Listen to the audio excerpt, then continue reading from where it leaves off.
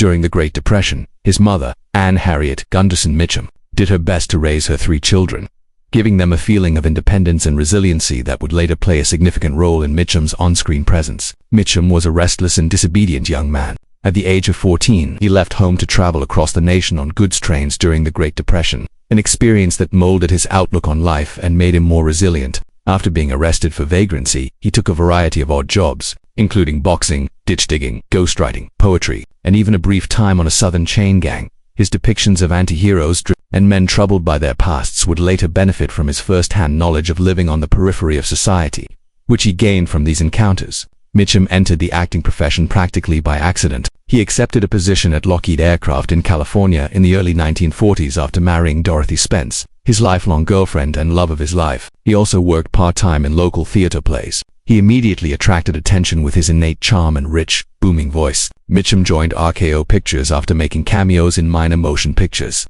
where he established himself as a professional performer. He received critical praise for his early roles in westerns and war films like 30 Seconds Over Tokyo 1944 and The Story of G.I. Joe 1945, the latter of which led to his first and only nomination for an Academy Award for Best Supporting Actor. Robert Mitchum rose to prominence in the late 1940s and early 1950s, distinguished by his easygoing, collected and mysterious demeanor, with roles in iconic films like Out of the Past 1947, Crossfire 1947, and The Big Steal 1949. He became a pillar of the noir film genre.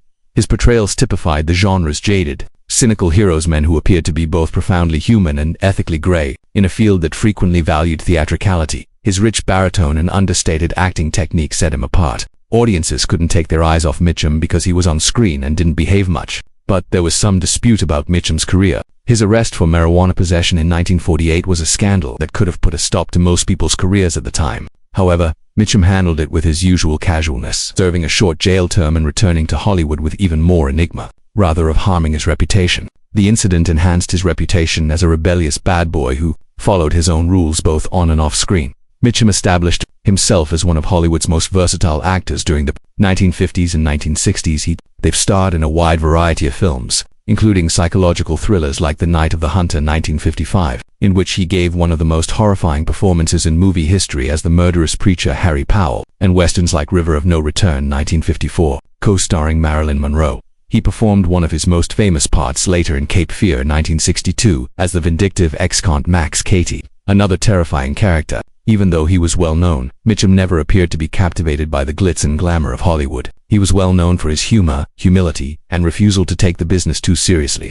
Co-stars frequently commented on Mitchum's ability to doze off in between takes, and then give a faultless performance when the camera rolled. Beneath his tough facade lay a sensitive and intelligent man who loved music and was incredibly loyal to his family. His rich, beautiful voice was even featured on 2 of his own albums, one of which featured calypso music and the other of country ballads. Mitchum demonstrated that growing older could not lessen his dominating on-screen presence as he moved smoothly into character roles over the years.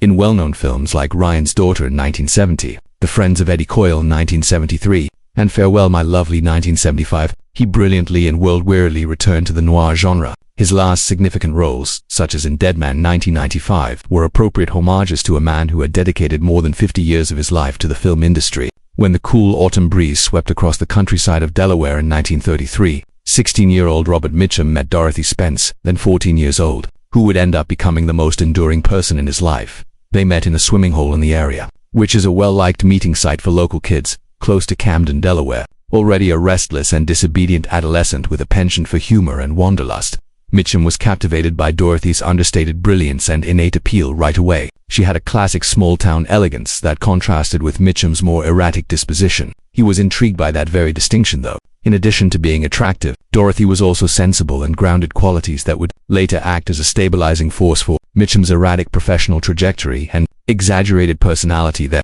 meeting was even more coincidental because Dorothy was Mitchum's younger brother John's schoolmate before Mitchum entered the picture. She had actually dated John for a short time. This truth made the younger brother laugh and feel humiliated, but it never led to any long-term animosity between them. Dorothy gave a kind of delicate balance to the Mitchum family, who were a close-knit group with strong personalities. Mitchum fell in love with her the instant he laid eyes on her. Later, friends and family recalled that he spoke about Dorothy with a level of emotion uncommon for someone his age. He was already displaying evidence of intense loyalty and romantic idealism despite his rugged demeanor and carefree demeanor. Mitchum and Dorothy had developed a committed connection by the time he moved to California from Delaware in 1934. It had progressed well beyond a youthful romance. On the West Coast, he was searching for opportunities, while Dorothy stayed behind to complete her education. He initially worked odd jobs before finally straying into acting. She was a gifted and well-behaved kid who achieved academic success before enrolling in a Philadelphia college. Their relationship's resilience in the face of distance, uncertainty, and the Great Depression is evidence of their shared faith and emotional connection. Mitchum frequently wrote her letters, which were full of humor and longing. Dorothy, in turn, helped him by offering words of encouragement even when his letters alluded to adversity and self-doubt, and his future appeared uncertain. Robert Mitchum and Dorothy Spence were married on March 16, 1940. Following years of long-distance devotion, the ceremony took place in the kitchen of a Methodist parson in Dover, Delaware, rather than in a large church or courthouse. There was no Hollywood glitz, no hype, and no expensive clothing, just two young people making a sincere and hopeful life commitment to one another. Their practicality, humility, and quiet commitment were all mirrored in the moment's simplicity. Mitchum would become a symbol of calm detachment due to his subsequent prominence. However, beneath that facade lay a man who had discovered security and meaning in his union. Mitchum took Dorothy west to Los Angeles, a metropolis teeming with opportunity and unpredictability, shortly after their wedding. Their practicality, humility, and quiet commitment were all mirrored in the moment's simplicity. Mitchum would become a symbol of calm detachment due to his subsequent prominence. However, beneath that facade lay a man who had discovered security and meaning in his union. Mitchum took Dorothy west to Los Angeles, a metropolis teeming with opportunity and unpredictability. Shortly after their wedding, their lifestyle there was initially very different from the luxury that would eventually accompany his fame. In order to provide for his young wife, Mitchum labored on assembly lines doing arduous manual labor for the Lockheed Aircraft Corporation, a significant employer in the years leading up to the war. Even though he came home exhausted from working long shifts, Dorothy's presence inspired him to keep going. He started dabbling in acting during this time, first with local theater companies and then with supplementary work that eventually led to movie roles. When Mitchum eventually found consistent employment in Hollywood in June 1942, he started a career that would make him one of the most enduring characters in American cinema. Mitchum's family life with Dorothy continued to be his emotional pillar as his fame grew. On May 8, 1941, the couple welcomed James Mitchum, their first son, following in his father's footsteps. James would go on to pursue a career in acting and eventually make a name for himself in motion pictures. Born on October 16, 1943, their second son, Christopher, went on to become a well-known actor in the 1970s.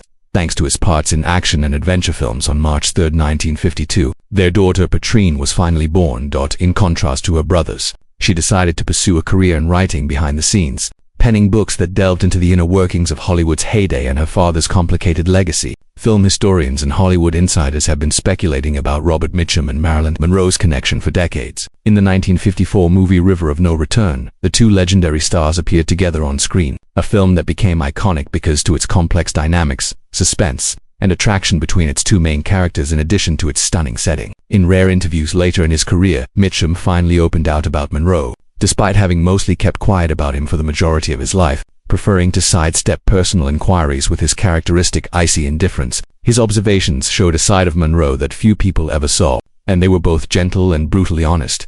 With a deep voice laden with memories and time, Mitchum remarked, "She was a lost child in a woman's body.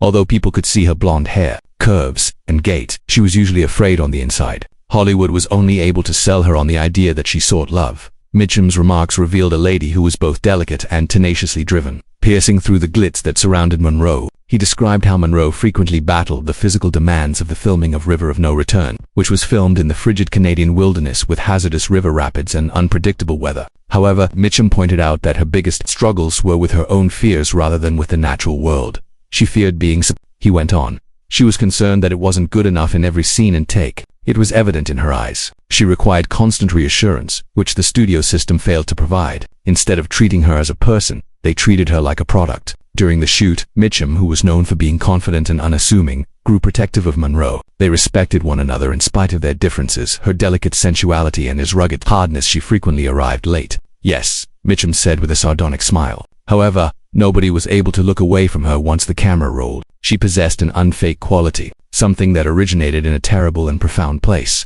One of the few individuals behind the scenes who refused to disparage Monroe was Mitchum. He added, "I didn't talk down to her.